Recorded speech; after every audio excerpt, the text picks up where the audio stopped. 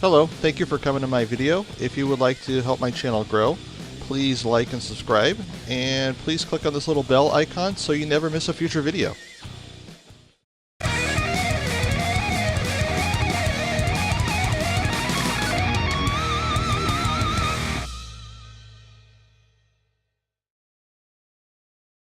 Hello again, everyone. Welcome.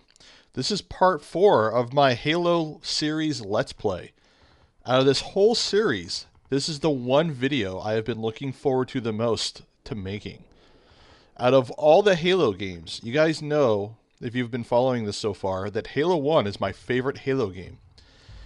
Halo Wars is easily my number 2 favorite Halo game. Even though it's not a first-person shooter, even though it's a spin-off, this is easily my second favorite Halo game and my favorite game on the Xbox 360. So we are going to play this. I am really excited for this. I've been really looking forward to this one. So we're going to start with the campaign. And I am playing the Definitive Edition on the Xbox One. And in the corner, I have the 360 version. So we're going to play a new campaign. I'm not going to worry about the tutorial because I'm kind of going to go over all that. So right off the bat, the cutscenes in this game were really good for its day. Still hold up. Like the cutscenes that they did for Halo 2 Anniversary on Master Chief Collection. This is the quality of that. I mean, the Halo Wars was like the first Halo to have cutscenes of that quality. So it's really impressive.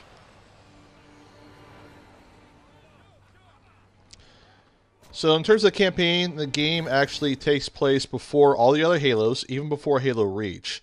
But it still has the Flood in it, and still has some Forerunner artifacts, that kind of thing. Basically, the ship doesn't exactly... kind of gets stranded throughout the story away from the rest of the fleet. So that's why they were never able to communicate with the rest of the UNSC. Like, hey, there's this alien parasite organisms called the Flood, or hey, we found this Forerunner stuff that talks about things like Halo and things like that. So it works within the story, doesn't really contradict anything. I don't know if it does later on, but up until this point, it didn't contradict anything. It was really good.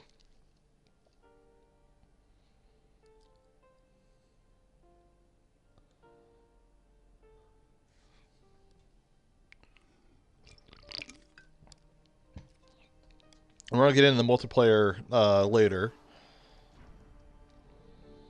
But basically, of course, you got your 2 races to pick from. You got your UNSC, you got your Covenant. Now, my only complaint with the single-player campaign in this game is there's no Covenant storyline. It's all UNSC. Now, if you play a lot of the other RTS games that are out there on PC or whatnot, like Warcraft, Warcraft 2, StarCraft, Command & Conquer, whatnot, there's usually storylines, campaigns to both sides, or all 3 sides in the case of StarCraft. Unfortunately, Halo Wars didn't have that. It was just UNSC. I mean, it's too bad they didn't do like an alternate mission or something like that, but it's still really good. I mean, it's definitely worth the purchase. Now, when this game came out, I did not have a 360 at the time. I ended up getting rid of my 360. It was, I think it was my 4th 360. Like, the first 3 ended up having issues, and I got the 4th one, and I just said, heck with it, and traded in for PlayStation 3. Thought I'd give PlayStation 3 a chance around that time. Metal Gear Solid 4 had just come out. Still had my original Xbox. I was playing that online. I was playing Halo 2 on Xbox Live to get my Halo fix, because I was kind of enjoying that better anyway, which I talked about in the last video. Then, of course, they made it to where original Xbox games were no longer compatible on Live. Or so, it was somewhere around that time. And Halo Wars had come out, which Halo Wars was kind of on my radar around that time beforehand anyway. I remember seeing a lot of videos for it online. It looked really intriguing. When it came out, it actually had a demo, and I played it over a friend's house, and I really liked how simple the game was, but it was still had some depth to it. So, like, a lot of the units will have like a rock paper scissors game type mechanic to it. Like for example, you got your ground unit, like your infantry, you got your ground vehicles, and then you got your air units. So let's see, move crosshairs, select, move them. So like you'll have infantry that are good against, they're infantry but weak against the other two classes, like jackals on the Covenant side, for example. They will take out infantry really easily, but they suck against vehicles, and they're not quite too good against air. Of course, I'm moving the character around here a little bit, gathering more units. And I'll use the right analog stick to kind of scroll up so I can cover a little more ground here. And then you'll have tanks, which of course are good against vehicles, but suck against air. Pretty decent against infantry. You'll have Wolverine tanks, which are, have missile launchers. Really good against air, but suck against everything else. Just about every unit will have some kind of special ability that you hit the Y button to activate, and of course it'll be upgradable. And then, of course, you build your base and take out your opponents. So, standard RTS strategy game. But what was really good about Halo Wars is it was designed for the console in mind. And when we start building the base and stuff, we'll kind of show you that a little bit more. But it's really easy to play on a controller. It's pretty good. I mean, it's not really in-depth. It's not really complicated like StarCraft. I mean, StarCraft games are phenomenal, of course. But it's not too complex of a game. It's still simple enough to enjoy. Like little kids can play it and figure it out easily. Like one of my good friends, him and his son played together a lot. Of course, I'm trying to talk and listen to the instructions at the same time. So I'm trying to keep my warthogs moving. The good trick to this game is when you got your units, you always want to keep them moving back and forth when they're shooting, and that'll help avoid them getting hit. But like to hit all units on the screen, you hit one of the shoulder buttons, or to select all units on the screen, you hit one of the shoulder buttons, and to select all units everywhere, you hit the other shoulder button. To select only the unit of that type, you just double tap A while you're moused over them. Not moused over, but you have your cursor over them. Again, I'm playing the Definitive Edition on the Xbox One. Now, the game was originally a 360 title, and it came out after Halo 3, but before Halo ODST. And it had a very good following. I was still playing this game, my friends and I were still playing this game on a regular basis until about 6 months or a year ago, until PlayerUnknown's Battleground came out. After backwards compatibility became available on the Xbox One, it hit the backwards compatibility list, I want to say about 6 months later.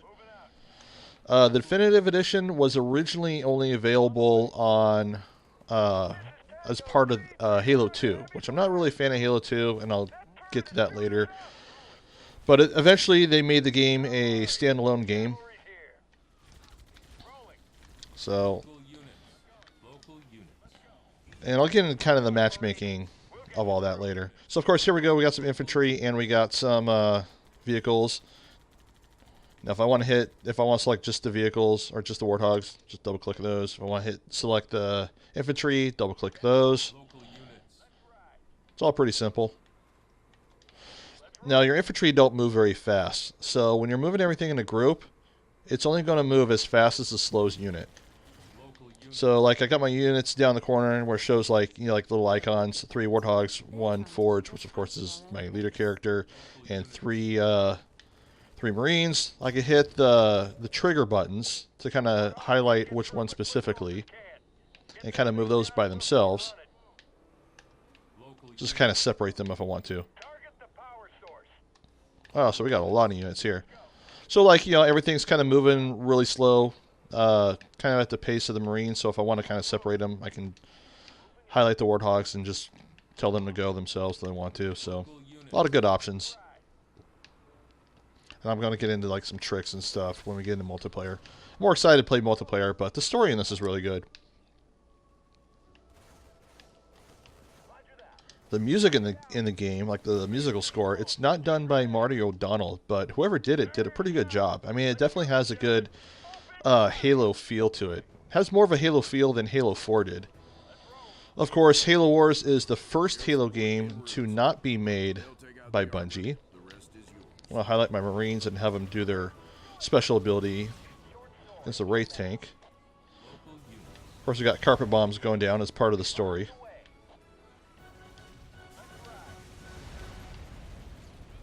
All units. On the way. Let's go.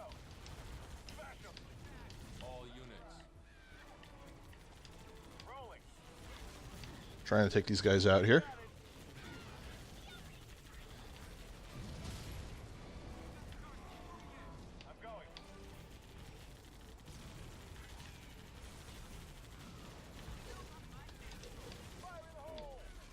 Of course, with the Warthogs, you just hit Y and you just drive right into them. I'm about to lose a Warthog.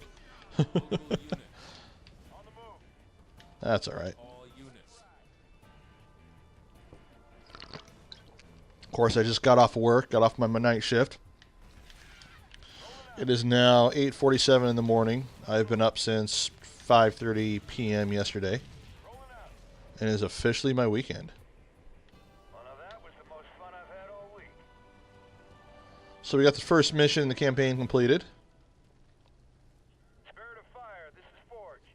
So, just like all the other Halo games before it, it supports co-op, which of course it's online co-op. There's no LAN support in the game. It's all Xbox Live, unfortunately. No split screen, which that's kind of obvious. It is a real-time strategy game, so it'd be kind of hard to do that. I mean, see how well that worked out for StarCraft and the N64. But when you're playing co-op on the campaign, your units are kind of split up between player 1 and player 2, and your resources are shared. So you kind of got to work together. Think of it like you got a general and you're controlling your army, which is kind of the basis of a real-time strategy game. But let's say you got 2 generals and you're trying to work together and plan everything together. And one general controls half the army, the other general controls half the army, but you still have the same resources and kind of sharing the buildings and whatnot. It surprisingly works pretty good, as long as you're not like fighting over things. When I first played through the campaign, it was with my friend and I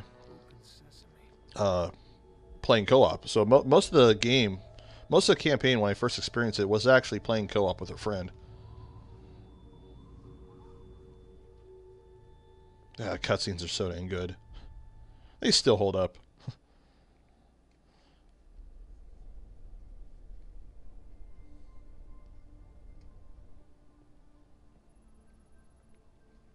What made you choose my observation deck as your lab, Professor?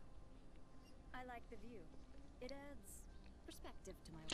Of course, both races, UNSC and the Covenant, when you're playing in multiplayer, which we'll get to, there are actually 3 leader units per each side to pick.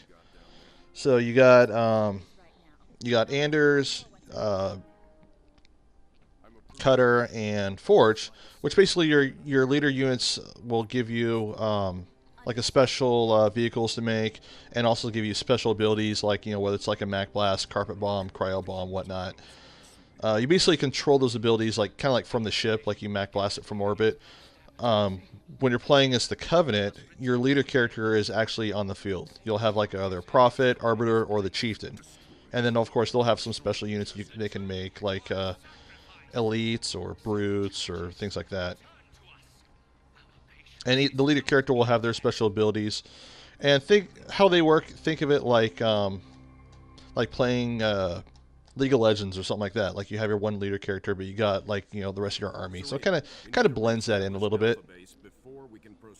Of course, UNSC will have some leader characters on the field too. It's not like your main leader character, but it'll have Spartans. You can make up to 3 Spartans, and we'll show that off as we get into it as well, what they do and the role they play in the game. So this is basically the second mission. Kind of walks you through on how to make a base. So we'll start making our base. Of course, the base is going to build faster in this version or this stage of the campaign, just so it doesn't feel like you're waiting too long. But while we're waiting for that, we're going to gather these resources on the map right here, these little blue things. And you look at the top corner next to the map, it shows how many units you can have. You know, up to 3 unit, or you got 3 units on the field now, max 30. You got that little lightning bolt, which is basically like your base's power supply. You know, certain units need to have at least 1 to build, some 2, some even up to 4, like certain tanks, upgrades, and things like that. Local units. So, first thing, of course, it wants us to do is to build a supply pad. So your supply pad is basically your resources coming in. You know, you don't have to have like a separate unit to go out and farm resources like in Warcraft when you have your grunts going in the mine or anything like that. You basically just have to have the building, and all that stuff just kind of slowly comes in. But if someone attacks your base, the first thing they usually want to go for is a supply pad to kind of cut off your supplies. So, kind of walking us through like the basic tutorial here. Kind of walking us through like a basic tutorial here.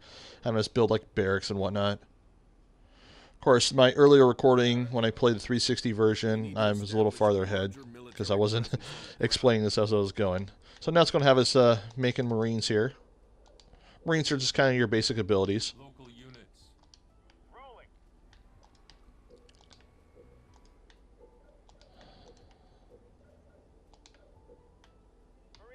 All units.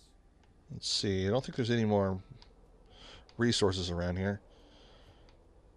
Some up here. Of course, there's a little ramp here. I can actually drive the Warthog. Tell the Warthog to go up here. It'll actually just drive up here and go around. But we're not like too short on resources, so it's not too bad. So if I hit up on my D-pad, it'll bring up this menu right here. And this is where you normally see like the Mac Blast ability, of course the heal and repair ability. I've highlighted the area where Sergeant Forge found the structure. Like if I want to heal or repair my units, highlight that, tell it where to go. Now, this ability kind of has some diminishing returns. So if you have a lot of units here that need healed or repaired, it's going to divide that healing amongst those units. Because I think this healing lasts for about 30 seconds. But if you got 1 unit, it's going to heal it really, really fast. So we're going to build some more buildings here. So of course, you select this, and then you use a right analog stick to kind of select what building you want to make. So as far as a RTS game on a controller, it plays pretty well. It's pretty good. I mean, you can kind of select and pick stuff really easily. Of course, it gives us the option to make more Warthogs if we want. So you can actually do this pretty quickly.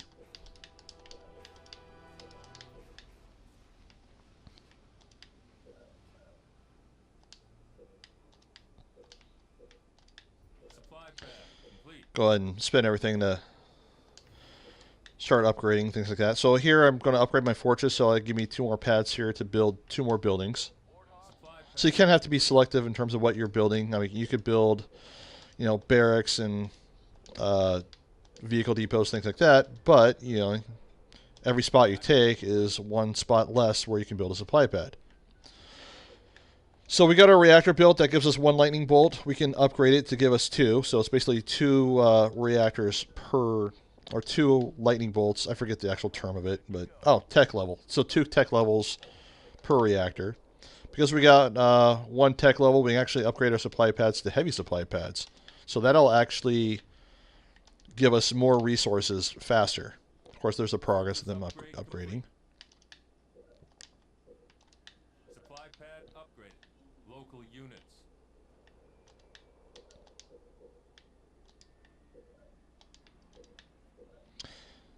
So we got our advanced reactor. Once we upgrade that, we need 2 tech levels to build a vehicle depot. And this stage doesn't let me build Spartans. When you can make Spartans, you can actually just make them from your barracks. Shows up kind of between the flamethrower and the recycle icon.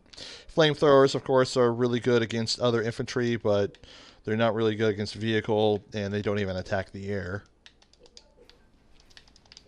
And I'm just going to keep pumping out Warthogs. Build more reactors. Rolling.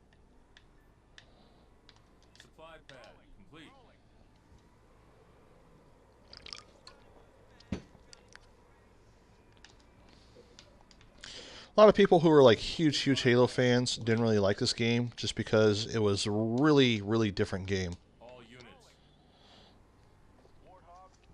You know, they bought Halo Wars thinking it was some kind of FPS game, you know, first-person shooter, and it was just completely different. Looks like they are setting up defenses.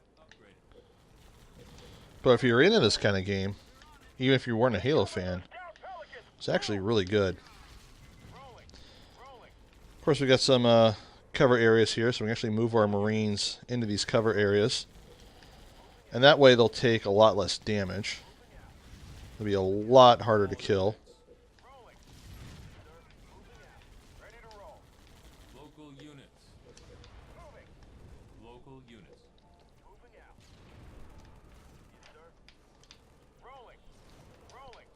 So I hit X to tell them where to go, and when they're on their way somewhere, I can actually tell them to go somewhere else by holding the X button.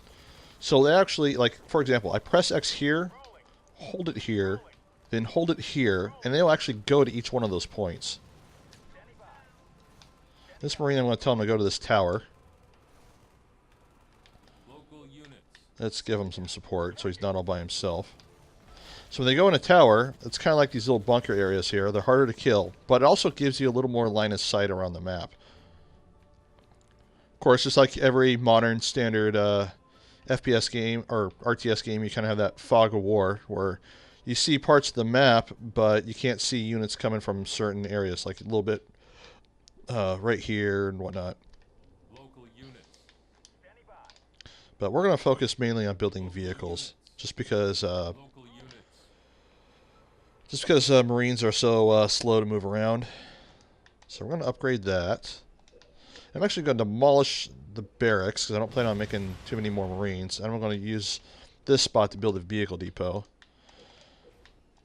And because I've played this game so much, I'm pretty sure dropships drop units around here to try and take out my base. So we'll build some turrets. Local units. All units. And we'll upgrade our Warthogs with the Grenadier ability. That'll make our Warthogs a little more powerful. And when Warthogs, or when vehicles and units get upgraded in general, not only does it give them whatever like stat increase, like for example, Grenadier adds a Marine armed with a grenade launcher to improve attack strength, it also just buffs their overall defense a little bit too. All units.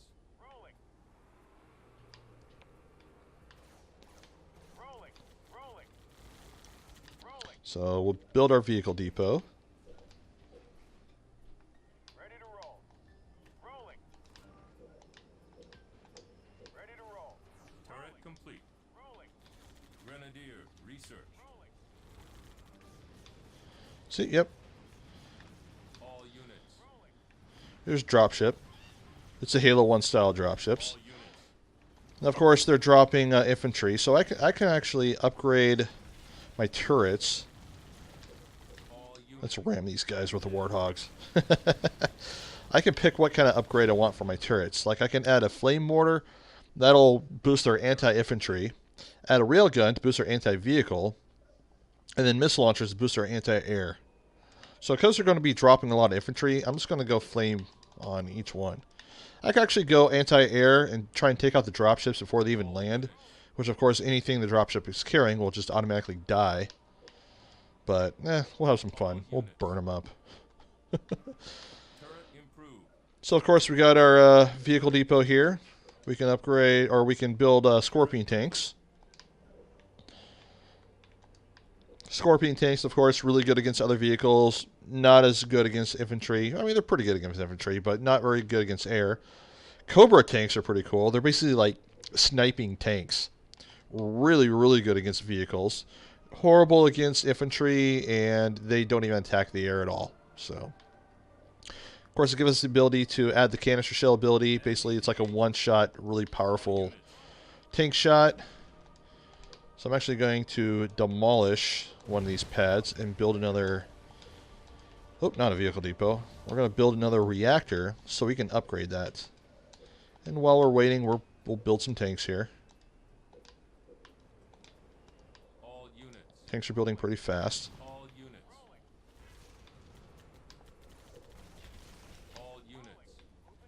Just kind of mess around here. We're not like concentrating too much on winning the game.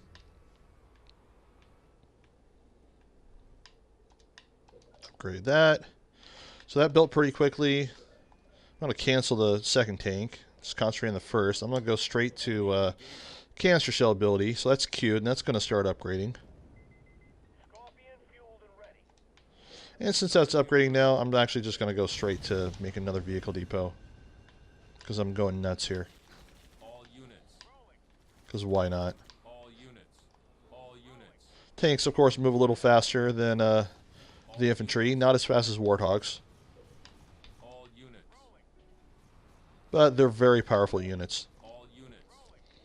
Usually when I play online, multiplayer, and I'm playing UNSC, I will try to go tanks as soon as possible and try and get them out there pretty quickly.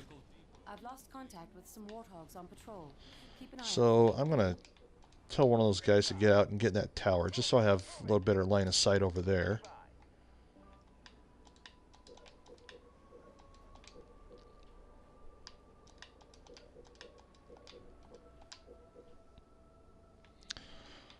So I got more vehicles queued, and of course it's using up my money. Like if I cancel one of the vehicles, it pumps the money back in my resources there. All units. So once I get enough tanks, I can actually just go straight up here and win the stage. I'll probably do that, just so we can move on to the next one.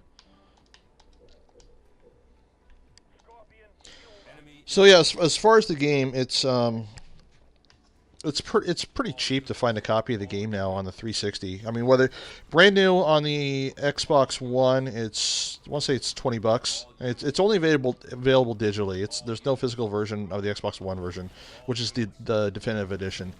However, if you buy the Xbox One version digitally, it'll also give you access to the Windows 10 version.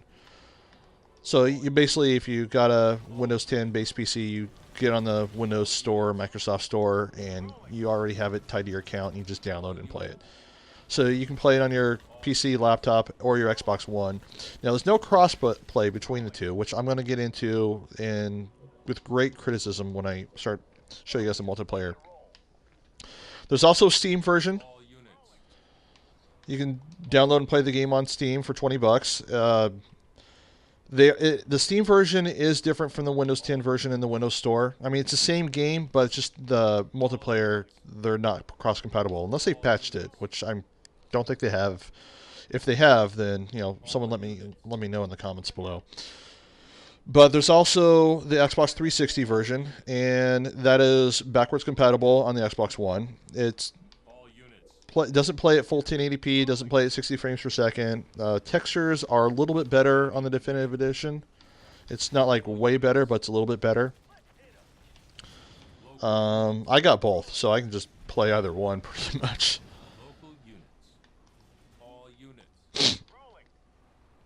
So we got our units maxed out here. Can I build any more? Can I build any more vehicles or buildings or anything? No, I can't. It's all right. But yeah, I mean, you could find the game used for like, $2 to $5. I mean, I got 2 copies of the 360 version, just because I got a couple 360s, or in case someone else in the house wants to play and both of us play online together or something like that. But yeah, I mean, it's a pretty affordable game to pick up now. So, like this tank here, for example, I got the canister shell upgraded, so if I attack like this base here and I press Y, it'll shoot just a nice big powerful shot. So if I highlight all my tanks and I just hit Y right in this middle base, they're just going to fire a bunch of canister shots there. There's actually a trick with the canister shot where if the base has a shield on it and you canister shot the shield, and if the shield's really low, and if you like spam it, it'll actually fire 2 shots. Like 2 canister shots. Like it just, the cooldown, it won't go into cooldown. And you can do that with the infantry too. Let's see if I can do it here. Like this infantry right here. Like canister shell, and then I move somewhere else. I didn't do it. That's too bad. A little easier to do it in multiplayer, but If you have your tanks upgraded all the way to grizzly tanks, if you're playing as Forge, it doesn't work as grizzly tanks. But it works with the first canister, the canister shell upgrade, and it works with the power turret upgrade. And I'll get into that when I play multiplayer as well. Excuse me. Voice is going out again. All units. Screaming at engineers over the phone all night. All units. So, upgrade the base there. All units. Build another tank. Units. Don't really need the space here. I'm just All units. kind of messing around with it. Moving infantry up there just so I have better line of sight up here. And I'm probably going to have to move infantry up here anyway just to go through the shields and take that out. All units. I wonder if I can canister shell it from here. Will it let me do it? Nah, it won't let me do it. Okay. So, All units. All units.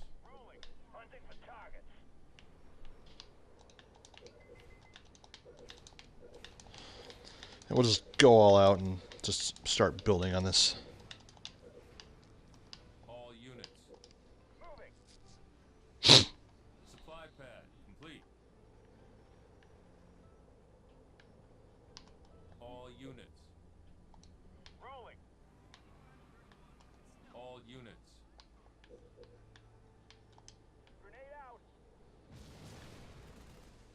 Turret complete. Send the guys to the little shields there, kind of a nod to Halo 3.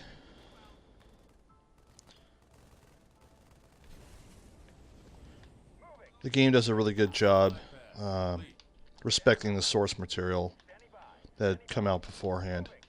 Halo 1, 2, and 3. Supply pad Okay. complete. Move our guys up.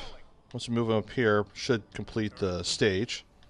All units. Try and do the canister shell. Oh, I targeted the wrong unit. It's alright. All units. All units. I'm just going to send my tanks up and leave my Warthog back there.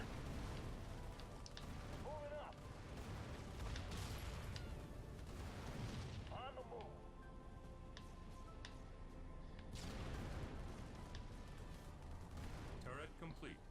If the Covenant detonate those explosives, our mission here is over. Get to the detonator. So there we go. A couple of tanks did it.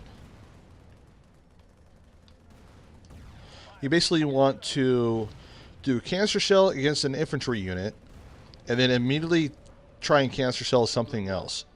But the first unit has to die from the canister shells. It can't survive it. And that'll make it to where it won't go into cooldown. Once you kind of get the hang of it, it's pretty good. I mean, it basically makes the tanks a little overpowered. So we'll go on to the next stage here. I don't know how far I'm going to get in the campaign, but I don't want to play the campaign too much because I want to get in the multiplayer, and I don't want this to be a 3-hour video. So as far as like the Halo series, I haven't been doing like the whole entire campaigns because I don't want to do like 4, 5, 6-hour videos because I want people to actually like sit there and watch them and not like waste their whole day on them. And I might do some videos like that later on in the future, but right now I just kind of want to give an overview of a lot of the Halo games and just kind of share my thoughts and experiences in them. And just kind of play enough of them to kind of like talk about why I love the games. So. Now that's not what I expected.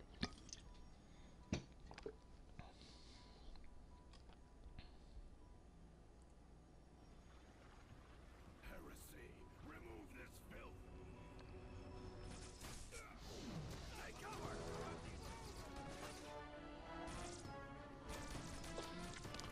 These guys just don't know when to quit.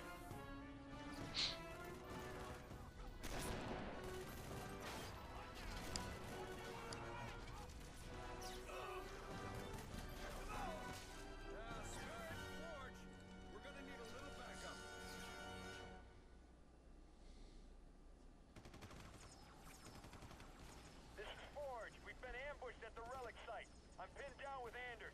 We've taken heavy losses. We need reinforcements now. Sergeant, Alpha Base won't be able to respond in time. We've got Grizzlies inbound from Spirit of Fire. Hold on down there. Of course, the Grizzly tanks, if you're playing as Forge, is the final upgrade for the tanks. Forge's pet project.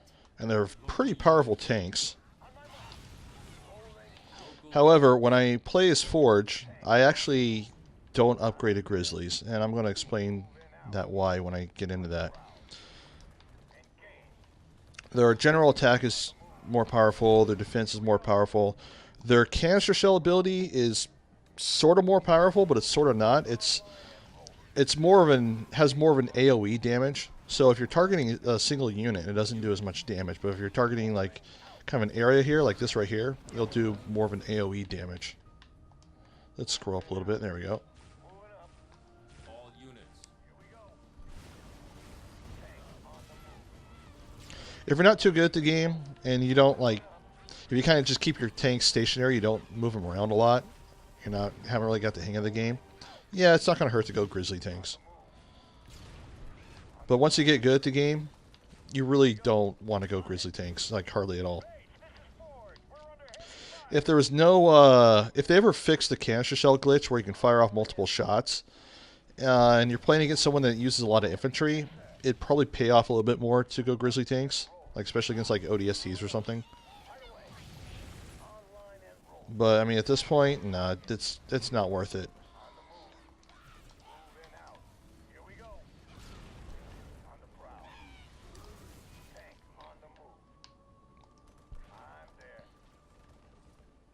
See, do I have abilities here? No, I don't. I don't have Spirit of Fire abilities.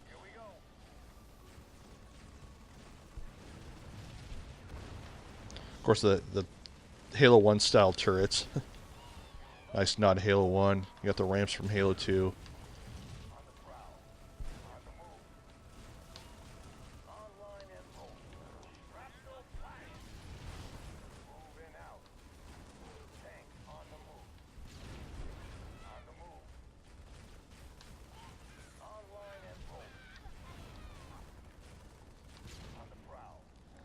Of course, it would be really cool if they added Grizzly tanks in future Halo games, like actual Halo games. Be a cool nod. Grizzlies. Well, at least I know how to repair them. I made a few improvements. My own special upgrades. All units. Cover me. I'm pulling back with Anders. Now, notice how a couple of these guys have stars. Now, what happens when they get stars is usually that happens when the units stay alive long enough and they kill enough units. They'll basically level up, and as they gain a star or level up, their attack power goes up and their defense goes up.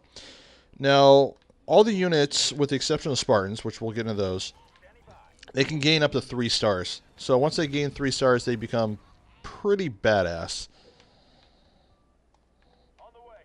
And see, of course, Anders has the ability to heal the tanks, so we're going to heal that.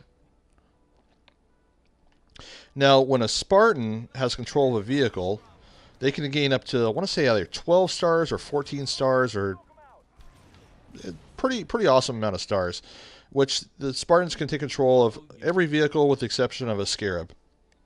Actually, they can take over a Scarab in one mission in the campaign, but that's it. We're playing just like regular skirmish or online games. There's no way they can do that. But when a Scarab when a Spartan takes control of a vehicle, they will automatically add stars to it, and their stars will level up.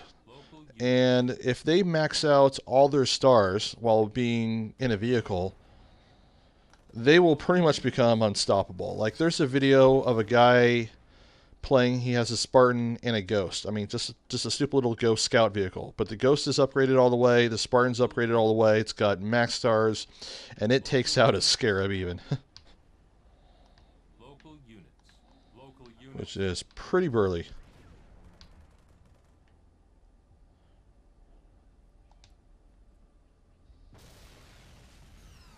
They've blown the controls. We're cut off.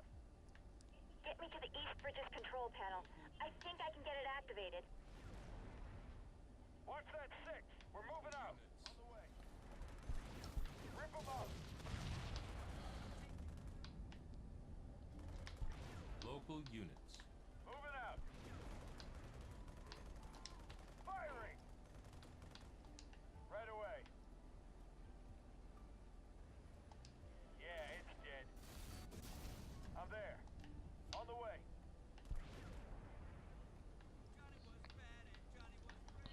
Local units. So for anyone that has ever played the 360 version online, it'll show like a in the lobby on the upper corner, it'll show like a play counter, like how many people are playing. That is never accurate. It was accurate like the first 5-6 years of the game, but after the population kind of dwindled down, it would get stuck on like 975 or get stuck on 0. It'll show that no one's playing, even though there are people playing in the game. So On my way. don't get fooled by that. Give me a minute, and I'll get this bridge operational. You heard the lady. And let's send our grizzly tanks over here. Now take a minute to hack. Watch those doors. Looks like company's coming. Standing by. Let's put some guys in these towers here. They're trying to divide and conquer. So one of our grizzly tanks has a star, so that's definitely good. Trying to keep our units together here so they don't split off too much. On the way. Sure thing. Local units. Local units. Local units. Local units. Take them down. Local units. I'm going. A lot of my Marines are dying, but that's okay. They're not doing the bulk of the damage. I'm moving. I'm going. On it. I'll get it. On the move. Got it. The bridge is operational. All units. All units. All units. All units. All units. All units. Sure thing. Can I go that way? Oh, I can go that way. Cool. All units. Local units. All units. I was thinking I had to go all the way back around for some reason. Those grunts are carrying explosives. Look out. All units. All units. Rip them up. All units. I'm moving.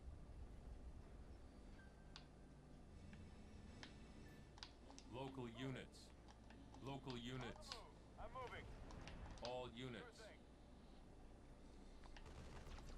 You got it. Oh, is this guy going to make it? Come on. You can make it. Better run. Standing by. Local units. Turn around, throw a grenade. Uh-oh. Oh, he's getting ambushed. All units.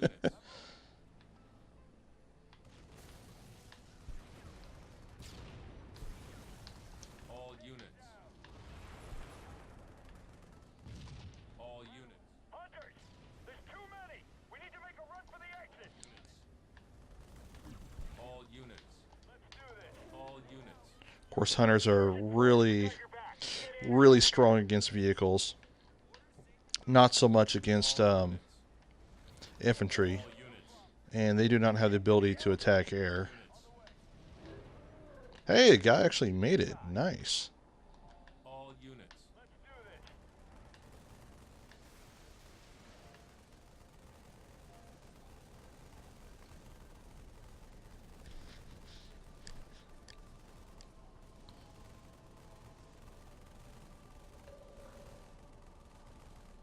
Forge here. We made it. Ready for extraction.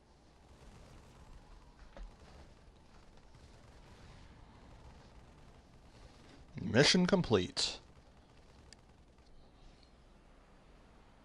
Good work. Professor, I want to be briefed on your findings as soon as you're on board.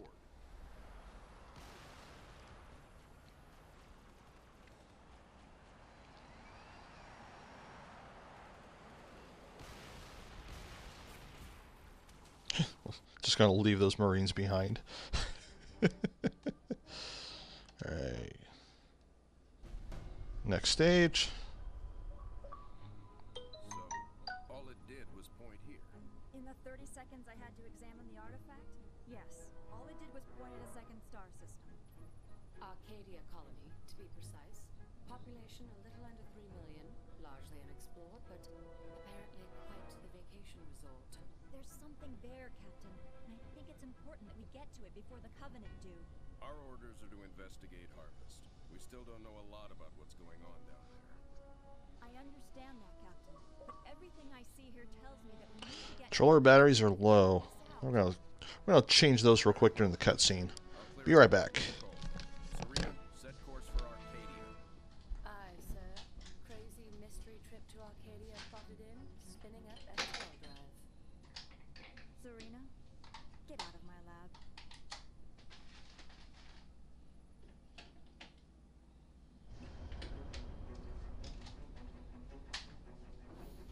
Serena, situation update, please. 2 Covenant vessels came out of slip space near Arcadia. Belfast, Alright. Texas, and Armstrong engaged immediately. Got some fresh batteries. One with its shields down. We lost the Texas in Belfast. The Armstrong is venting atmosphere, and Autumn is badly damaged. The second vessel is engaged. Nice little nod to Halo 1 right there. What kind of surface activity? Unknown. Wait, I'm getting a signal. Audio only. We're being overrun. Alien forces are inside the city limits and approaching the spaceport. We're still evacuating civilians. We need help. Getting visuals now, Captain.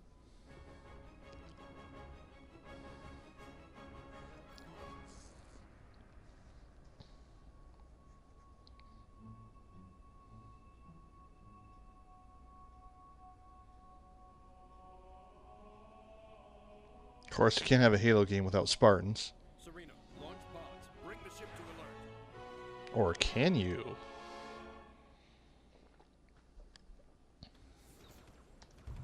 Spirit of fire, this is Arcadian Patrol.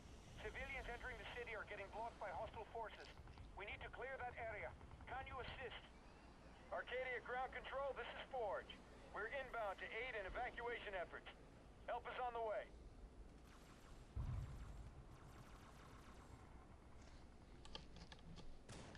All units. Rolling. So basically, you got your. We'll have our 3 points of ships here. All units. It's a bloodbath here. We need some cover. And we have to evacuate civilians into the ships. Basically, we just have to fight a bunch of crap off until a certain amount of time. Rolling. All units.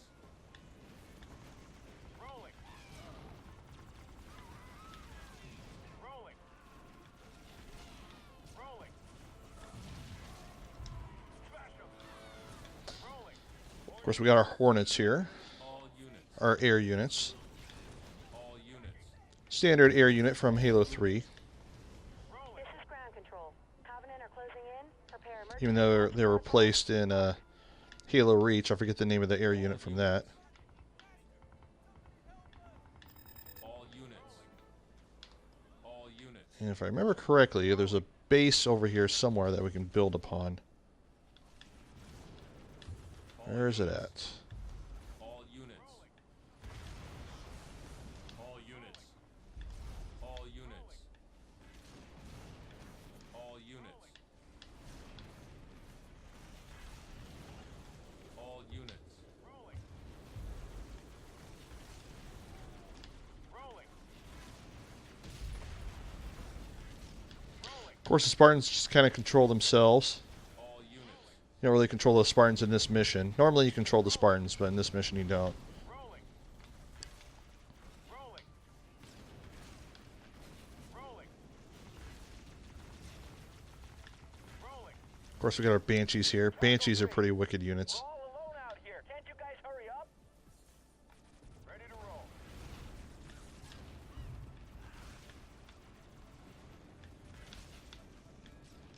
Rolling.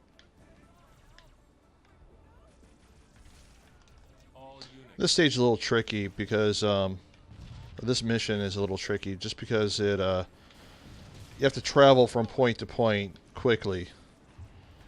So when you get to a part where you can build a base, I generally stick to Warthogs and Hornets, just so I can get from point to point quickly. So ODST drop. Cargo 3. I gotta get this bird in the air. That's the ability that Cutter can use, All units. which we'll get to that. Rolling. Of Of course, I'm going to heal the ship. Healing targets. Okay, it lets me. So let me heal the ship. Oh, it's because someone's shooting at it. So if you ever put a heal down, it won't let you use the heal, or it won't actually heal if something's attacking the unit. So. Rolling.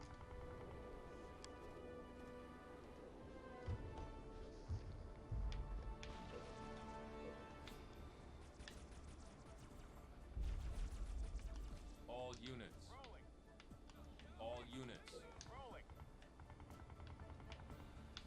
All units. If I remember correctly, because it's been a little while since I played. Oh, here we go. Under fire. Yeah, so one of the ships is going to say, screw it, I'm leaving now, and then he's going to get blown all to hell. A bunch of people are going to die. And then it says, well, hey, let's build a base here so we can defend the other two ships better. We're hit. We're hit. Somebody help. Please.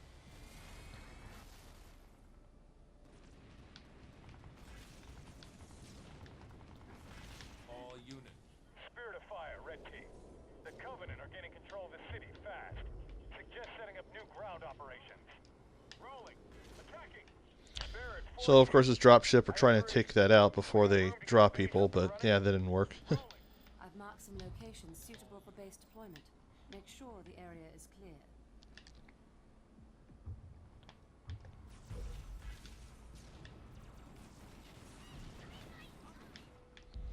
There we go. All units. All units. See if we can build here really fast as well. We'll get two of these bases going.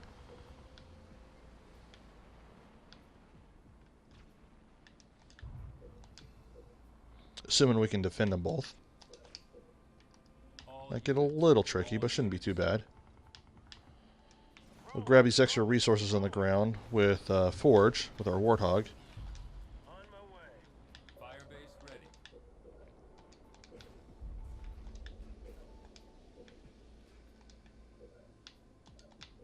We're here to save as many civilians as we can, but there's no way we can save them all. Gyros rotated. Just try to get as many to the ships alive as possible. Fire base ready. Rolling. All units. AB-14 moving. Rolling. All units. En route. Of course, I'm using the D-pad to switch back and forth between the bases and the units quickly. All units. All units. Engaging. Hornet attacking.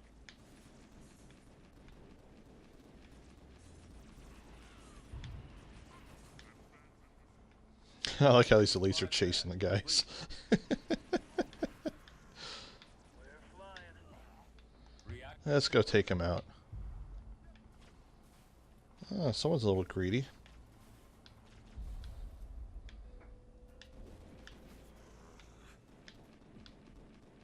All units. Alright, so I got my reactor built, so I can upgrade my pads.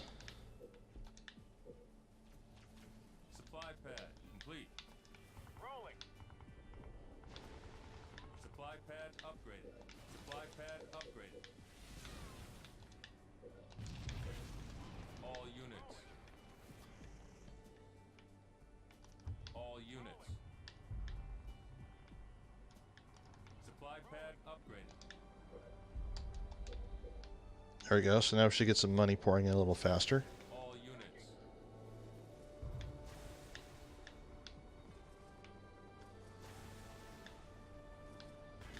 Supply pad upgraded. Supply pad complete. So I gotta heal these units since they're kind of my only units right now. So if I move these units out of this heal zone and watch this one unit, he'll heal a lot faster. So it kind of the healing and repairs kind of get divided. So if you're playing online and you have a teammate with you, you can also heal your teammates' units as well. So let's upgrade that. Go to upgrade them both since I can. Actually, let's hold off on the second one.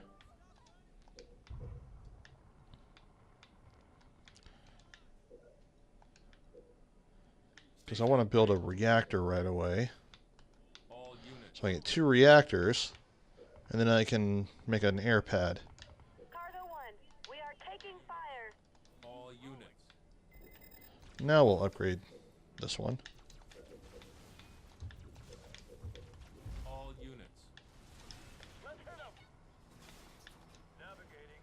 So of course our Spartan here, he's actually taking control of this vehicle right here. All units. So, which you can do in the game. Complete. So we got another reactor. So we're gonna build 2 air pads, 1 in each one. All units. All units. And we're gonna add a turret on each base, All units. just to make them a little easier to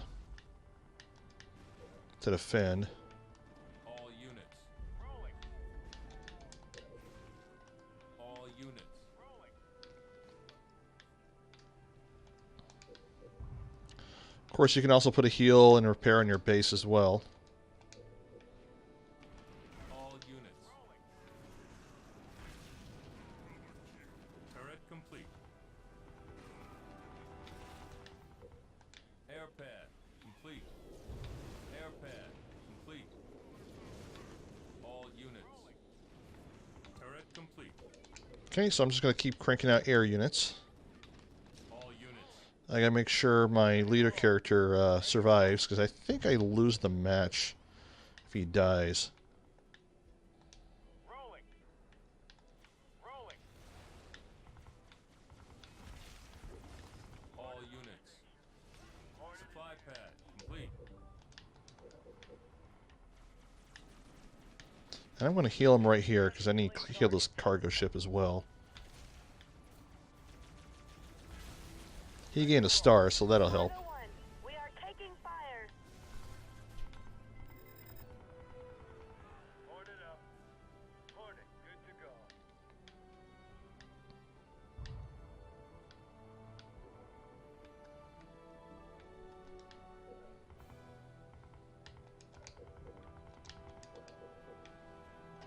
All units. Rolling. Rolling.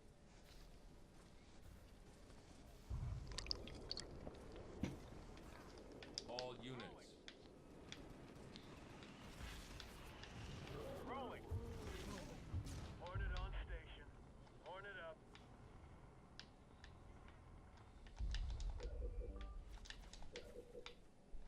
All units. Rolling.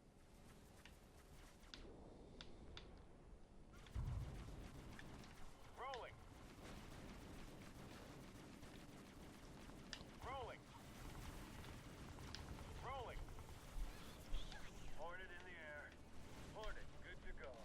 And I think after this mission here, oh, see the other Spartan hijacked this Wraith tank. And when a Spartan's in a vehicle and that vehicle dies, the Spartan survives. So you don't lose the Spartan. However, the only way to get a Spartan out of the vehicle is to actually destroy the vehicle. All units.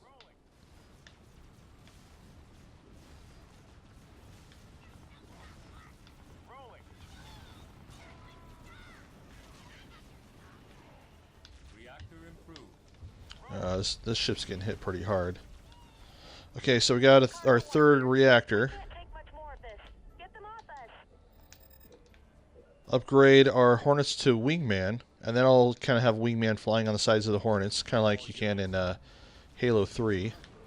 Alright, so we better heal this guy. Healing targets. All units. I'm actually going to keep the units out of there, because I want that to get all the healing.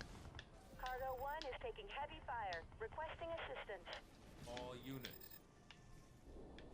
All units. Keep the heals out on those things.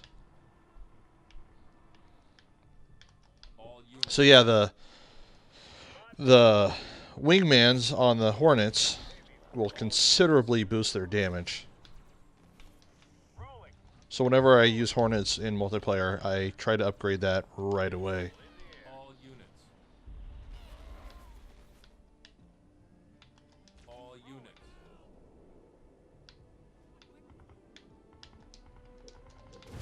So I'm going to build a field armory. And that'll give us like the ability to max out our units higher, upgrade our abilities like the carpet bombs and things like that.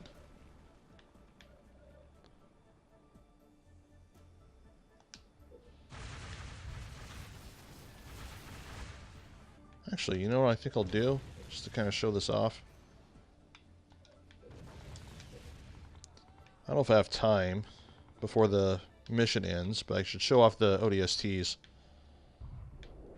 All units. Rolling.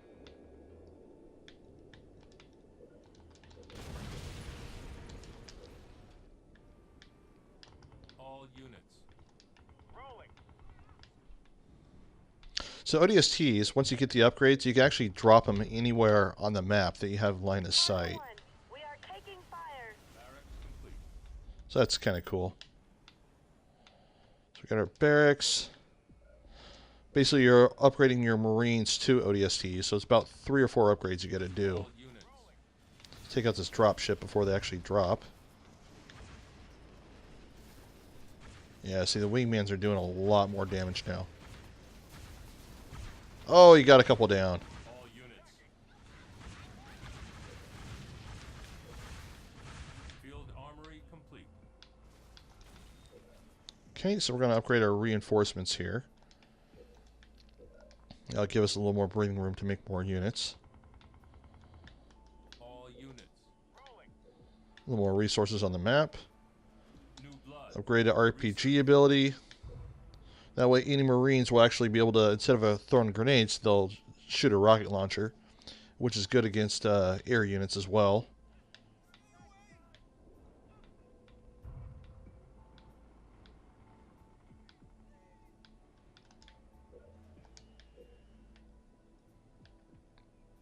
All units. Rolling.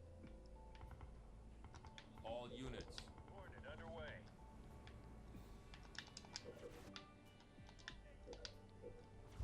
We'll add some more turrets here.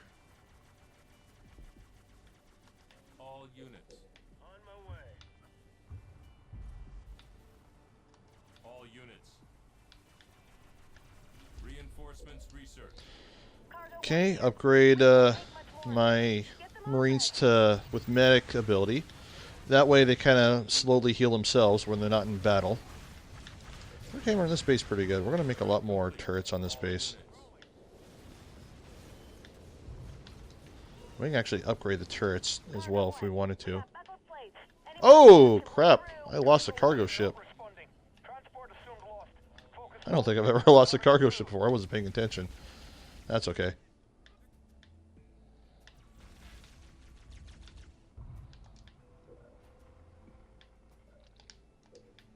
Medic research.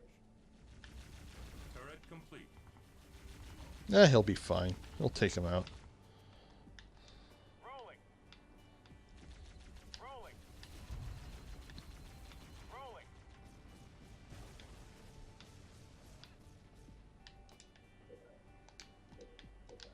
Okay, we'll upgrade my turrets too, just to give the bases a little extra defense.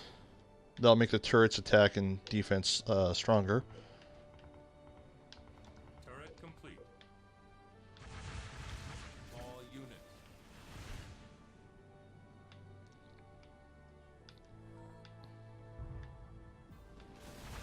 All units.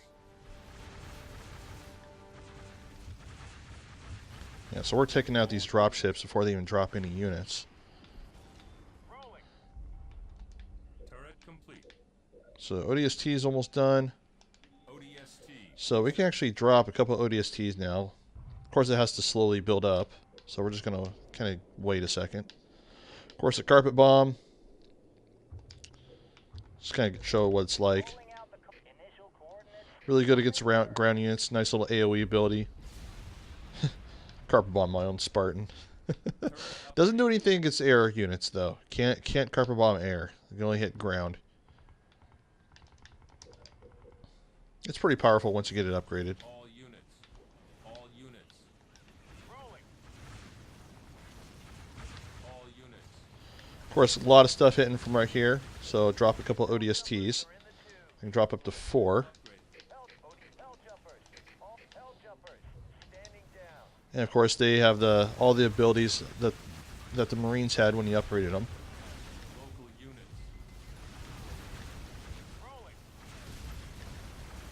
course, my count slowly builds up. Now, your count only builds up to 10, so you can only drop up to 10 at once. Of course, you got to watch your max unit count as well. Ah, see, like here's a whole nother base over here. All units. All units. All units. Let's see if we can take out this base. Now these units here, these are vampires. They are anti-air units. They take out air pretty easily, but I should have them outnumbered.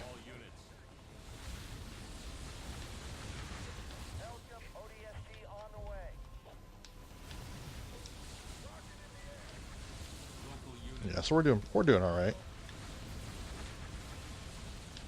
The civilians have no cover. They're dead without military support.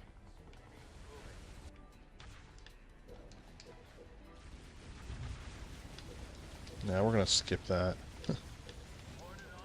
I'll go back to making more of these guys. All units. All units. All units. Ground control. T-minus 2 minutes. Over. Patrol here. I've got enemy fire near a crowd of civilians. Assistance required. Hell jumpers. Standing down.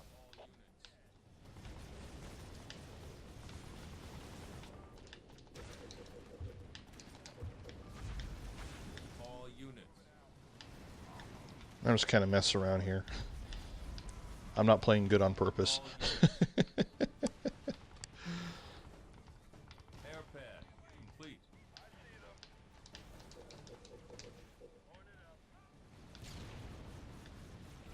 It's like, oh, we got stuff attacking here. Hell jumpers. Standing down. Covenant battle All of a sudden, we got ODSTs out of nowhere. are coming online. Cargo 2 is under enemy attack. Don't leave us out here to die. Healing target. Ground control. T-minus 60 seconds. Over. All units. All units. Cargo 2 is under enemy attack. Don't leave us out here to die. Ah, you're fine. Don't worry about it. Hell jumpers. Hell jumpers. Standing down. Of course, got some units here attacking. And this bomb's away. Little carpet bomb there. Carpet bomb actually becomes really powerful once you upgrade it. All units. All units.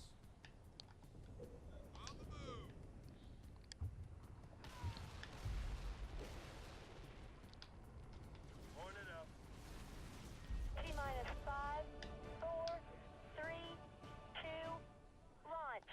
All systems green. Clearing launch platform. Good luck down there. Yeah, and that's the next mission. So that's basically Halo Wars in a nutshell. But we're gonna play some multiplayer now. So let's have some fun with this game. Back and regroup. New orders are incoming. Okay, so now we're gonna play some Halo Wars multiplayer. So the way multiplayer works in terms of searching for a game on the 360 version and the rest of the versions is a little different. Matchmaking on the 360 version, you basically do search for matches, either 1v1 matches, 2v2 matches, 3v3 matches, and there's also 2v2 party searches and 3v3 party searches. Now, the 3v3 and the 3v3 party searches are actually two different matchmaking searches. Unfortunately, they don't really intermingle. There's also different game types too, but I don't want to get too much into that. There's like capture the flag and deathmatch and things like that, like objective based, or you start off with all your upgrades and you try to take out your enemy bases like right away. But we're just going to do just straight multiplayer gameplay. So, of course, I got the 360 version playing in the bottom corner right there.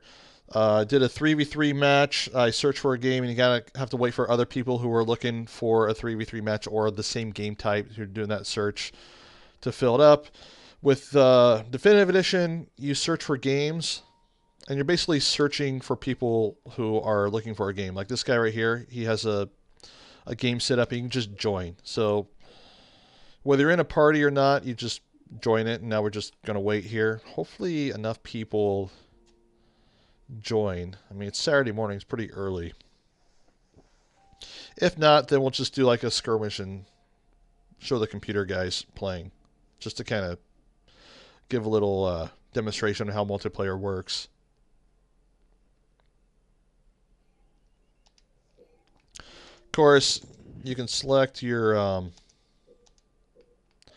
unit. You know, you select your Covenant race, or you can select your UNSC. Then you select your hero characters.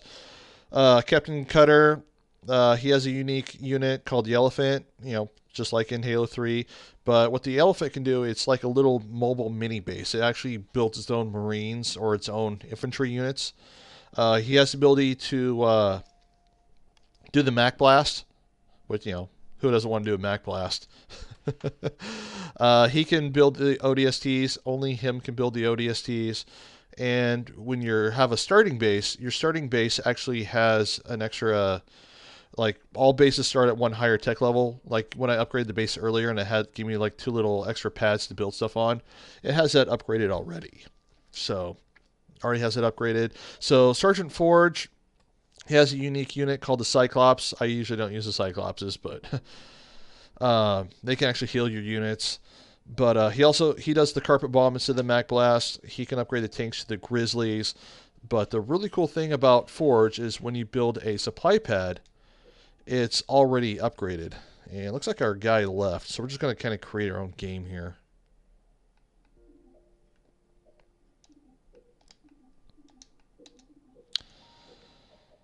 So Professor Anders is probably one of my favorite leaders to play, but it's not very noob friendly. Like, if you're just starting out this game, I recommend playing Forge because you don't have to upgrade the supply pads. Pretty easy character to play. Anders, her unique ability is a gremlin. The gremlin is basically like an anti-vehicle unit. They can kind of freeze the units, but they don't have a lot of health. They're really good with accompanying tanks, and if you know your opponents are going tanks or like Wraith tanks or something like that. Her ability, instead of a Mac Blast, she throws a Cryo Bomb, which is a really good anti-air ability, but it basically freezes all the units within an AoE. And she can upgrade the Banshees into Hawks. It basically, or not the Banshees. She can upgrade the Hornets into Hawks. So basically, your flying units become more powerful. But the cool thing about Anders is whenever you upgrade a unit, it costs half the resources and it researches it in half the time. So once you get your army built and you go to upgrade them, it goes really, really quick. So your Covenant units are pretty much the same. They still have their unique units that build out of the base themselves. The Chieftain probably has the best unique unit because they can build the Brutes. You know, nice little infantry. They're pretty well rounded. The Arbiter, he has a Rage ability, which basically you take control of the Arbiter himself and you just pretty much go berserk on the units. Kind of takes a little getting the hang of. Not really a good leader to start off on when you're playing the game for the first time. I recommend going either Chieftain or Prophet. Prophet's easily my favorite. But Chieftain, you know, he's basically a little melee attack character. Health is super amount of health. Super high defense. And when you upgrade him, he can actually pull ground units towards him and stun the ground units with his gravity hammer. Prophet, range attacker. You can upgrade him all the way and he'll actually fly around the map. So we're just going to put AI players here just so we can show off the game. Not worry about finding an online game here because I just want to demonstrate the game for right now. So we're going to play as Forge. Just random AI. We're going to play in Fort Dean. Nice 3v3 map. Really good map. I'm going to start the game.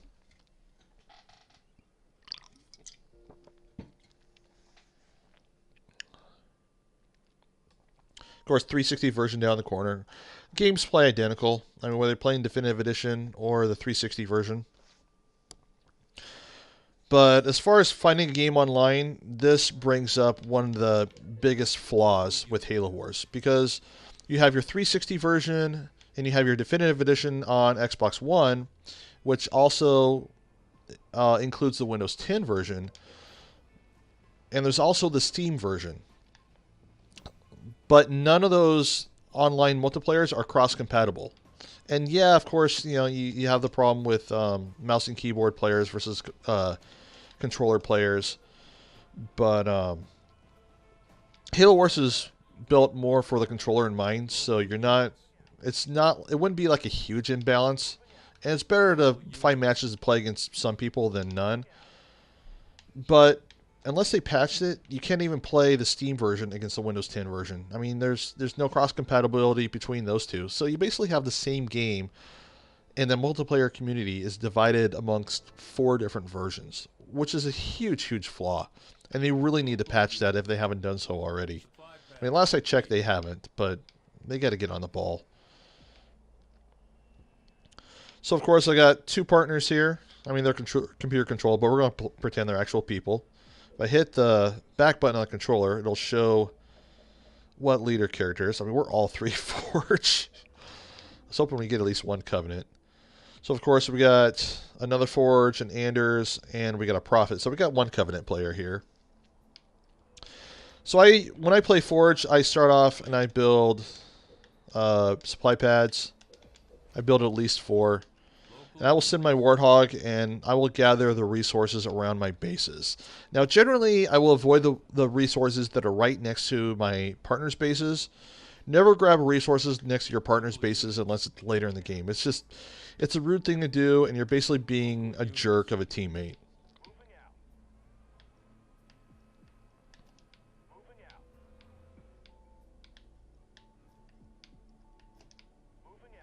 I mean, I could, since it's a computer playing, but... So I'm going to start off by building another reactor. I'm going to upgrade the base. I generally have 2 strategies when I play Forge. Is I will go straight for tanks right away, or I will go for Hornets right away, and I will actually upgrade the Hornets, like first thing I do, and then I will demolish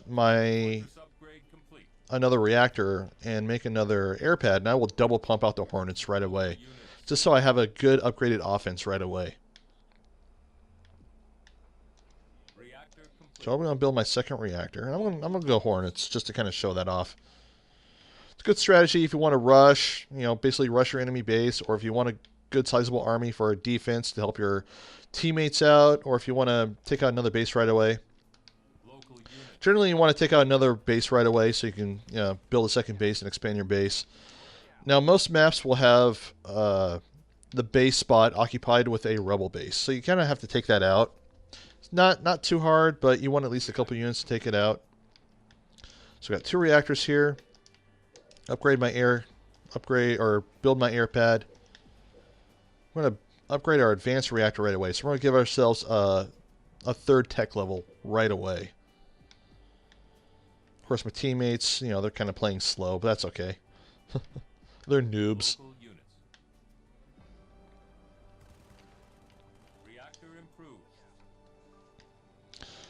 So we got a 3rd tech level already, and we're only building our 6th building. Forge is really easy to build really, really fast, because when I'm building the supply pads, instead of costing 100, they cost 250, so they cost a little more, but they're already upgraded, which, costs 250 to upgrade. Or is it 225 or 250? Now I forget off the top of my head if it's 225 or 250. I think it's 250. But it basically saves 100, plus there's that upgrade time where they're already upgraded. So you're basically making a lot more money right away. So playing Forge is pretty noob friendly. Of course, we got the little teleporters here. Every base kind of has its little unique twist to it. Like this base has a teleporter that'll take you to this spot right here. And you actually put guys in the little towers right here to defend against the teleporters. And of course, you got the little towers right here that put a gate to block access to the map. You gotta be careful with those gates though, because when you put a gate up and you have units in the way, they will actually kill the units. Doesn't matter what unit it is. You could have a scarab right here, and if that gate goes up, it's going to kill that scarab in 1 hit. I actually got a video of that online. Friends of mine, we were playing a game online, and We weren't doing too good. We were kind of losing, but we were still holding our own. And one of our opponents had a scarab sitting right here. We managed to put a guy in the tower and kill the scarab and turn the tide of the game. Scarabs, of course, are really powerful.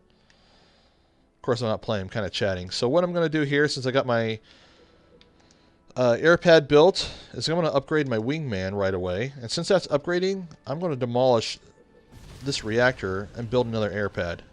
So I already got the upgrade in place. I'm going to have 2 air pads. So I'm going to be able to double pump upgraded Hornets. Local units.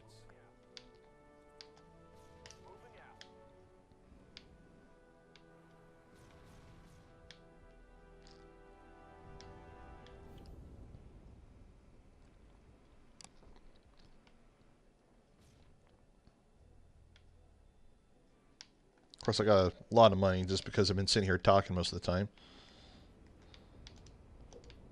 That's okay. Local units. Local units. Of course, every game it gives you a scout. Air pad complete. Now, one thing you got to look out for is if someone's playing Anders or any of the UNSC, but especially Anders because they can upgrade the Warthog so dang fast, is a Warthog rush right away, because you can do a Warthog rush like really, really fast. But another thing you got to look out for is if they're playing Covenant, they can actually send their leader to your base right away and rush their base. And if they're playing a leader, you see like this little thing right here, they can actually send guys through this little teleporter, and that'll pop up where your leader is. So basically teleport your units across, or their units across the map to wherever their leader is. Unless it's like a scarab or something like that. And you can actually use this teleportation pad or gravity lift, and you can actually bring your leader back to the base. So like UNSC, you have the ability to transport with a dropship like infantry or even vehicles. Covenant can basically teleport guys, so that's kind of like their balance to it. So I'm just going to keep cranking out Hornets. We're going to do up to 20. Or technically be 10 Hornets. But each Hornet cost 2 spots. Takes the place of 2 infantry. Tanks take the place of 3. But we got to show off some tanks too. Spartans actually don't use up any of the spots, but you can only have up to 3 Spartans, since they're considered a leader unit. So we'll take out this rebel base right away so we can build a second base right away. Of course, take out the little rebels, and generally when you take out the rebels around the base, they'll pop up some resources, some supply crates.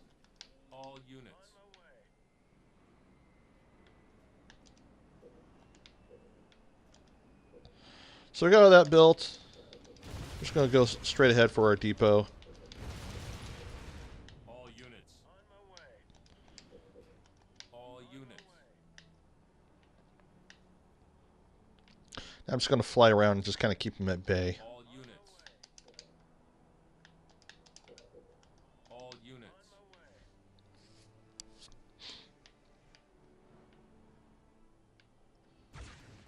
All units. All units. I have a habit of selecting all units all the time, so if you keep hearing all units, that's why.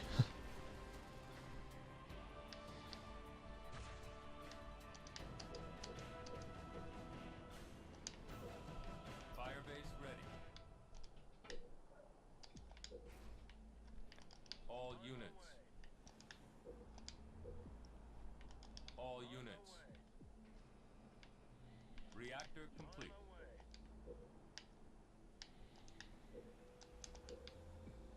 All units. And I'm going to be a jerk and I want to take all the spots. All units. Actually, no, I'm not worried about it. Been destroyed. Scorpion ready for Supply pad complete.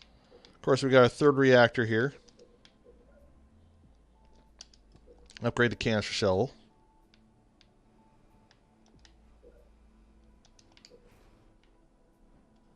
See, they're already attacking this guy.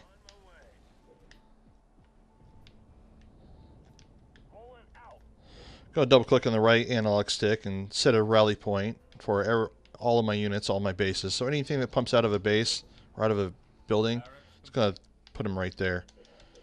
I'm going to build my 3 Spartans. And we're just going to send the guys in and we're just going to take this guy out right away. I'm going to make this game go a little quicker here. Because I want to show off the Covenant as well.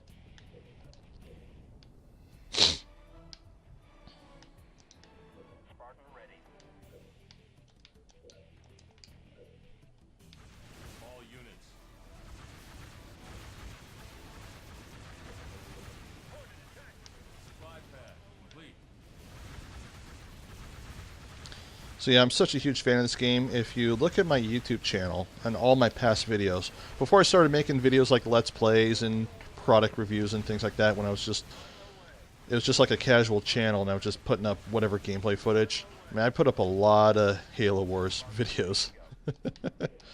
Oh, we gotta build a 3rd tank. Oh, we already got a 3rd tank. We just lost some Hornets. That's okay. So we're gonna take these Spartans, we're gonna put them in these vehicles. And you put a Spartan in any vehicle. Of course, automatically, they'll gain a couple stars. Now, they will gain extra stars for every upgrade that is on the vehicle, and also every upgrade that the Spartan has. So once this vehicle upgrade goes through, and once the Spartan upgrade goes through, they will actually gain 2 more stars.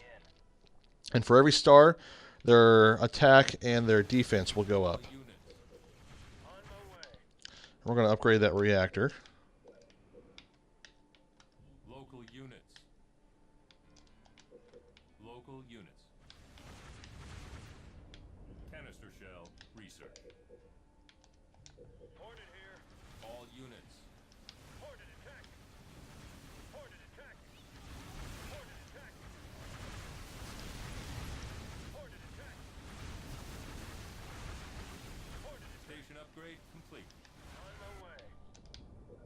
Okay, we're going to double pump out the tanks.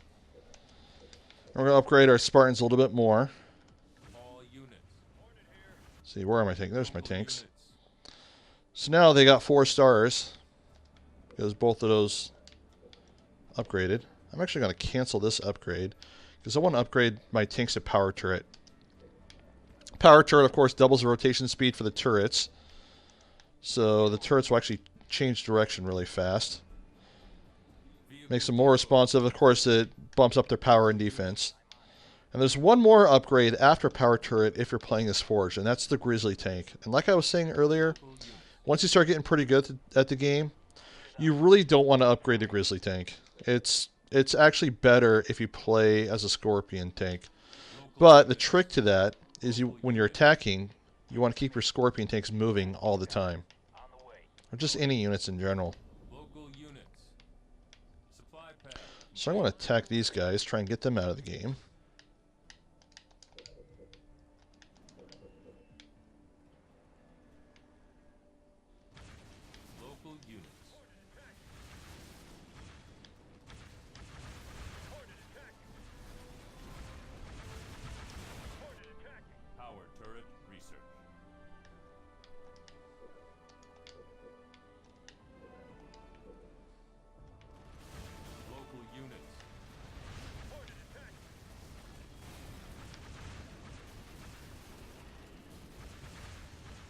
Of course, his teammate's actually helping pretty good. Not too much of a noob.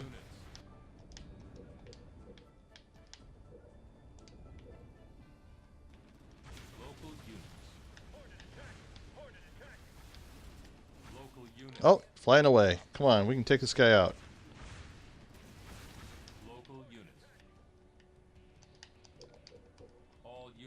Of course, we got 5 tanks already, so we're just going to drive him down. If I wanted to, which I think I will, I'll show off the airlift ability. You can airlift up to 3 vehicles, or I believe it's 6 infantry. We're going to take out this gremlin, because that gremlin will freeze my tanks.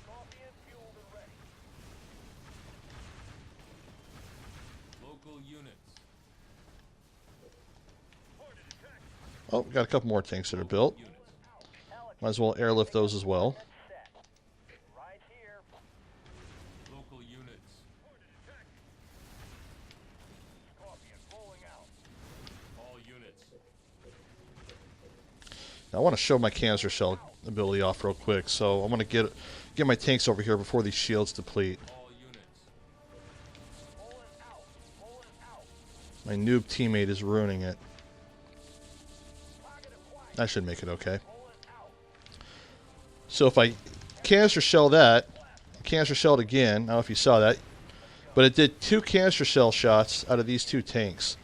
So if you surround a Covenant base with shields, or if you surround a Covenant base that has shields with a bunch of tanks, and the shields are almost out, and you basically just spam canister shell, you know, with the Y button like that, you'll actually fire 2 shots. So you will take out a Covenant base really, really fast. But it doesn't do it with the Grizzlies. It only does it with just regular canister shell upgrade and power turrets. So I mean, it's a nice little glitch, but it makes the power turret tanks like super, super powerful. All units. Now, generally, when you attack an enemy base, you can see me kind of go for the core base. Normally, when you're playing really good, you kind of want to go for the side bases first. You don't really want to go for the core base, with the exception of the Covenant candy glitch right there. But you want to go for the side bases first. And notice I'm trying to target or highlight a couple tanks individually. I'm trying to canister shell just a couple buildings. And the reason being, a couple reasons, is one, if this attack fails and I have to retreat, I've at least done some damage. And I've taken out some buildings. Where if we retreat and you take out and you only do damage to the core building, all they have to do is heal it like that and just bring it all the way back to health. But the other thing is, when you take out a couple of the small buildings, like you take out 3 or 4 of them, the center building, the health, will actually decrease faster. Now, in this case, I had the health down pretty good, so I could have just came up and just canister shelled. But that's kind of assuming it's like a brand new, pretty healthy base. Overkill on this thing here. Just carpet bomb it. So yeah, let's show off the Covenant real quick.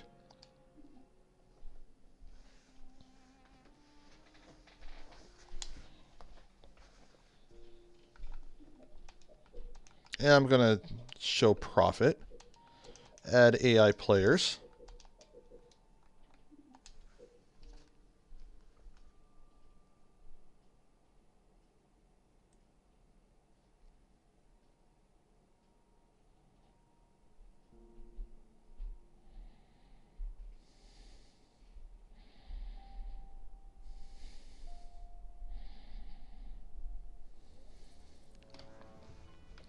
Okay, so first thing I'm going to do is I'm going to build my warehouse, which is basically your supply pad. Now, because I have a leader character that'll come out of my base, I never use my scout to grab the resources in front of my base. I always save those for my leader. And I send my scout to the nearby, or to the enemy bases, and I grab the resources near those bases. And I do that for 2 reasons. One, it's a way to slow down my enemies a little bit and take their resources. But 2, the leader characters will actually pick up resources much, much faster. So, of course, building the temple. And the temple will spit out the leader character. But the temple also acts as the reactor. So when the temple's built, I'll have a tech level equal to 1, which, you know, the little lightning bolt icon up there. And to get my tech level up to 2 and 3, I just upgrade the temple. But it also leaves you exposed because all the enemy has to do is destroy your temple, and that can kind of cripple you. Since my tech level's at 1, I can upgrade the warehouse. Got my profiteer grid out. So I'm going to pick up the resources here.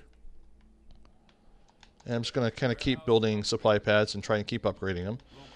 And this guy here is going to keep gathering resources. And of course I'm setting the rally point by holding down X. So once he's done here, he will go to this spot here. I kind of know where the resources are just because I played this game so much. Actually, let's go grab these resources and then we'll take out a rebel base. Upgrading that.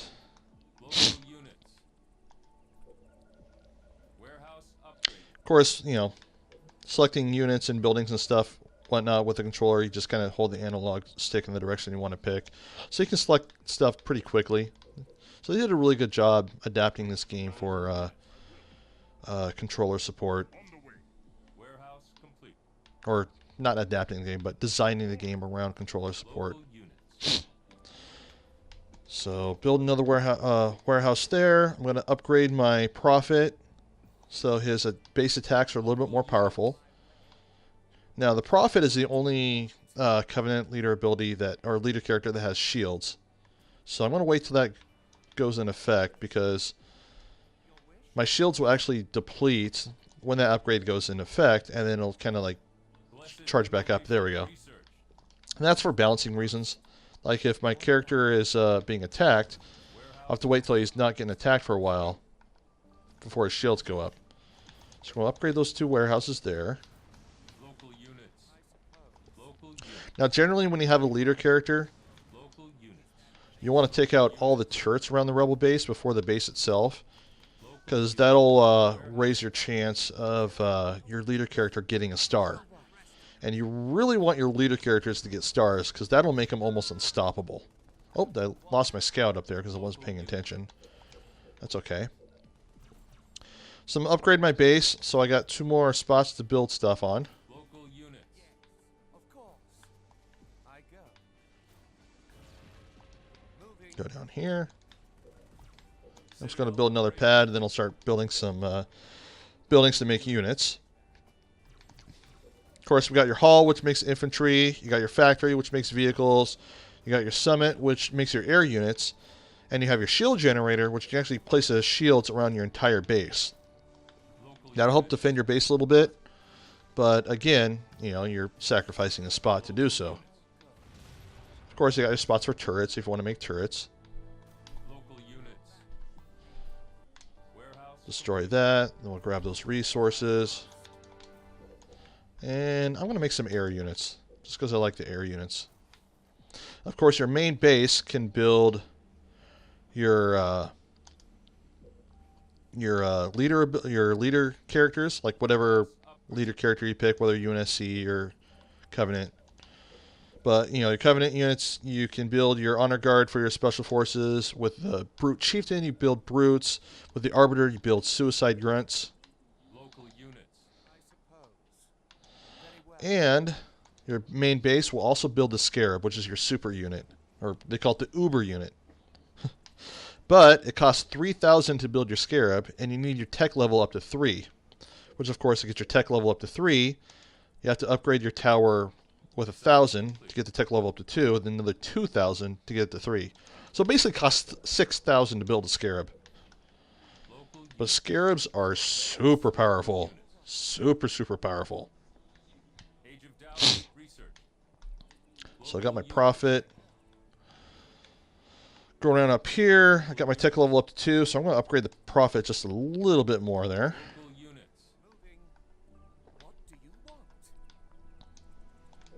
Of course, your Summit, you can make your Banshees. Banshees can fly to a location really quick. They're also really strong against vehicle units. They're pretty weak against infantry and pretty weak against air. Your vampires are very strong against air. In fact, if you got 2 Covenant players on one side, you can practically control the air with the vampires. I'm going to build our warehouses here. Grab that. Send a guy over here. Of course, you can also build your engineers.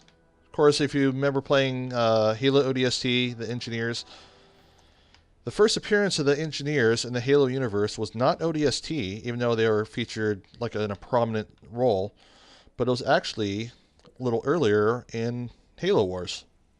Kind of a nice little nod there. And instead of putting shields around your units like they did in ODSTs, they heal your units. They make great healers. So if I make one right here, kind of got my little honor guard. Of course, you can upgrade the healing ability. Generally, when people get a Scarab out, they will surround it with a bunch of engineers just to keep that Scarab healed at all the times. So it kind of it'll repair any unit. Like the Cyclopses on the UNSC unit, they will only repair vehicles. The engineers, they will repair anything. Warehouse complete. Infantry, whatever. Local units. Very handy to have for your teammates as well. So, you got teammates attacking with base, tanks and whatnot. You can send some engineers. The second upgrade for the engineers, they'll make them so they fly a little faster. But, you can definitely give your teammates some support with that. Okay. So, we are going to upgrade my temple to a 3rd tech level. Local units. My profits power is upgraded. So he has basically these two little sentinels here. So it basically makes his attacks much more powerful. You'll see right here. Prophet's ability, like every character has like an ability, like the Arbiter, you can kind of take control of them and just pretty much go ape shit. Prophet can shoot the cleansing beam, which is like that big building, big beam from the capital ship. Kind of concentrates power on a single point there. The Chieftain can do like a vortex ability, which is like an AoE. AoE damage in a single point.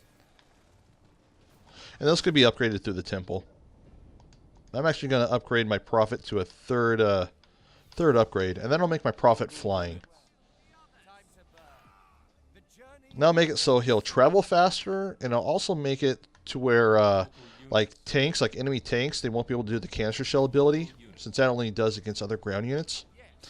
But if your opponent has vampires, they actually have a freezing ability. So actually, you can actually freeze the Prophet in place. Like almost every leader has an easy way to take a character out. Chieftain's a little harder to take out, but the Arbiter, when he's doing his rage ability, you can actually fly like over a mountain or any kind of terrain where infantry cannot stand. And if he lands in the ground, he'll just die instantly. Kind of hard to describe unless you've seen the rage ability. But the Prophet, you can freeze him with the vampires and prevent him from recalling. So yeah, I got my guy flying here. So he can just pretty much fly anywhere. These units right here that only attack ground, the elites, and the hunters here, they basically can't do anything. So Prophet's a pretty burly beast. I'll build a couple Banshees here, just kind of show them off. Of course, my teammates are up here just wrecking the other guys already. Local units. All units. On station.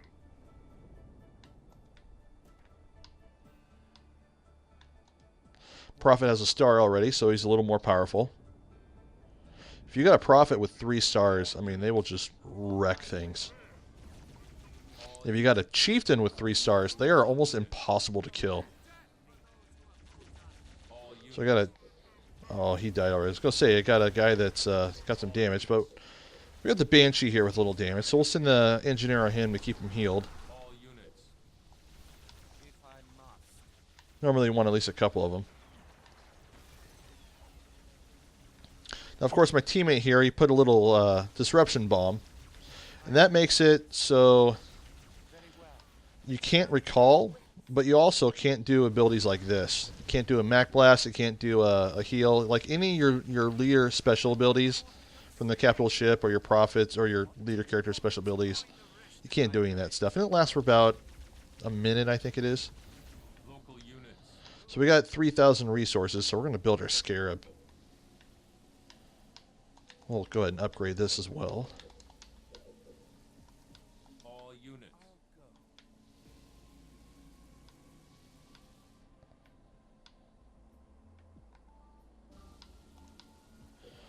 And the remaining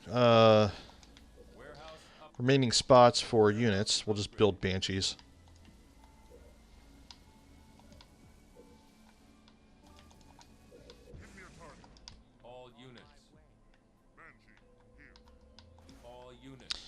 And like this right here, like the little gravity pad, little gravity lift.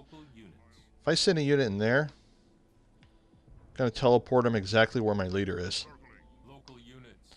One of the fun strategies I like to do is I will take my Prophet fully upgraded, my Banshees fully upgraded, and just a swarm of them, and I will go straight for their base. Because the Banshees, when they're fully upgraded, if they die, they will actually do a suicide dive on whatever kills them, or anything that's around. Local units. Local units. Local units. Of course, you see my partner here. Looks like he's targeting that thing for a Mac Blast. Is he actually going to do it? Local units. Yep. Local units. Taking out the reactor. So it'll make it harder for him to build tanks.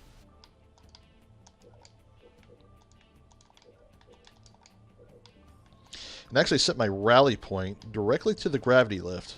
So when units pop out, they will automatically go to the teleporter, or gravity lift. And they will automatically teleport to where my Prophet is.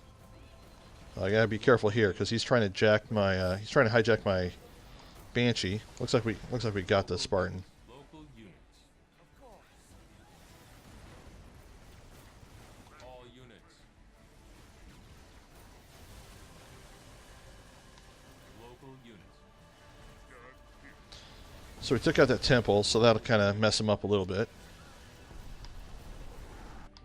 Alright, now we got my Scarab out. All units. All units. Scarab is going to go up there and just start wrecking people.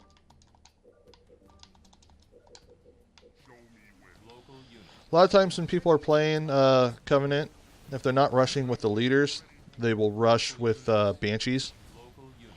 Like they will build 2 summits right away and just double pump Banshees and boost them to your base right away. Local In some cases, they'll send their leader up, and if the leader doesn't take out the base, they'll just switch to Banshees right away. Local units. Predictable, but very hard to build up an air defense that quick. Local units. And it can be done, but you and your teammates have to be in pretty good sync. Local units. But if they're wasting all their money on Banshees, you got a defense, it can also leave them exposed. Repeating cannon research. So if you can fight it off. All units. Local units. So here's our Scarab, and we're just going to send him right here to take out this blue base. Local units. All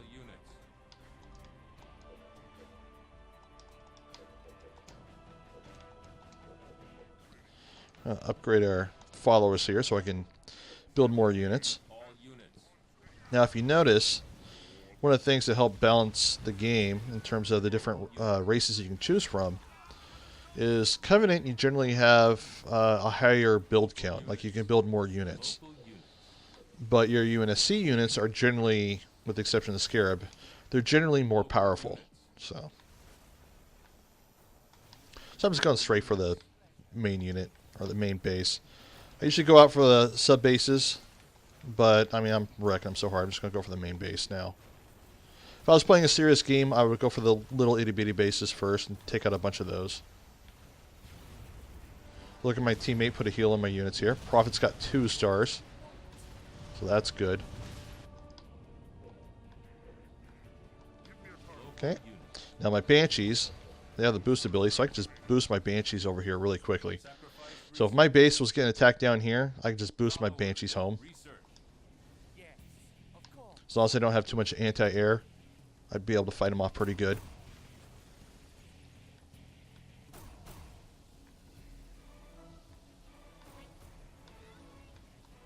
All units. I'm just going to send my Banshees, my Prophet over here, and I'll just leave my Scarab to take out that base. Yeah, they don't even have shields up. In fact, I'm going to go straight for the temple, All units. because that's all of his reactors right there.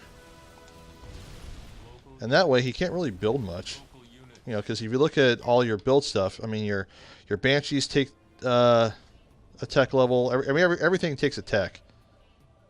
I mean, you really can't build anything.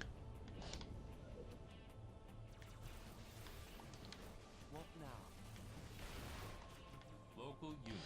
Make sure they don't have any bases up here. All units. So the only guy left is red. So when you lose a base, I can kind of show you. Self-destruct my bases here. Yeah, I'm getting a little crazy. So we run out of bases, you have a loss timer. A base has been destroyed. So you have 1 minute to find a spot and build another base. Units. If you have no units at all, then it's an automatic loss. So if I start building a base, my loss timer is paused, and once that base is built, the loss timer is aborted. So once you take out all your enemy bases, you got to keep them from completing a base in a minute, or for them to be eliminated. All units. So red obviously still has a base somewhere, because otherwise he'd be out, unless it hasn't been a full minute yet. Local units. All units. Might not have been a full minute yet.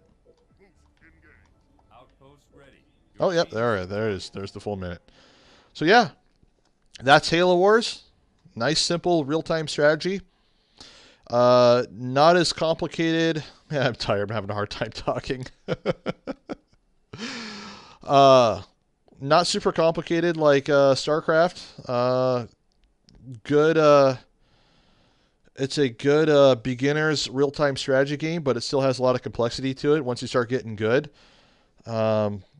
It's a real simple game to play on a controller for an RTS game. It's available for Windows 10, Xbox 360, and Xbox One. If your friends have all the 360 versions and you have an Xbox One, you can still play 360 version. It's backwards compatible. Are you a fan of Halo Wars? Do you like the game? I absolutely freaking love this game. Like, I haven't said so enough. But let me know what you think of the game down below. Please like and subscribe, and I will see you guys in the next video where we are going to play Halo ODST.